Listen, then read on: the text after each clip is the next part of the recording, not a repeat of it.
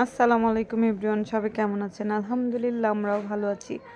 তো এই যে আমি এখন আমটাকে ভর্তা করব। তো কে কে খেতে চান অবশ্যই চলে আসেন।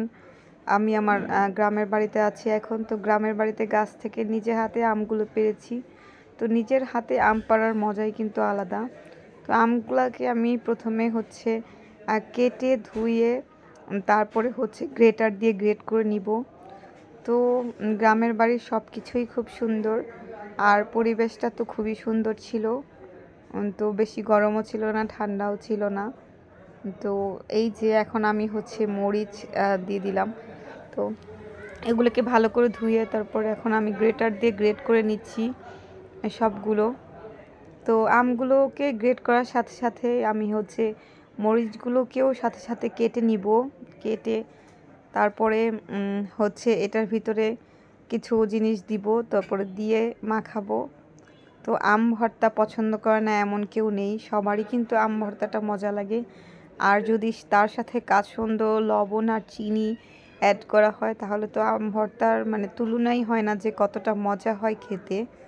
তো আমার কিন্তু এইভাবে আম ভর্তা করে খেতে কিন্তু অনেক অনেক বেশি মজা লাগে, কারণ এইভাবে করে খেলে টকটা বেশি লাগে না, আর মুখেও টকটা লাগে না। তো এইভাবে আমার খুবই ভালো লাগে, আম ভর্তাটা আমার সবচেয়ে প্রিয়।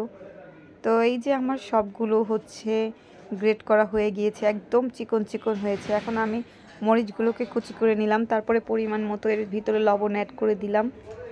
তারপরে এখন দিব চিনি। আমি এটাতে 2 চামচ চিনি অ্যাড করেছি।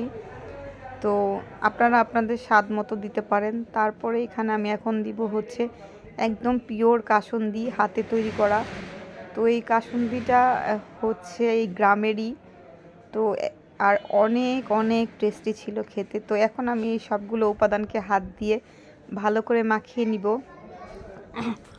একদম যাতে সব কিছু একসাথে মেখে যায়। তো সেভাবে আমি হাত দিয়ে মাখাচ্ছি।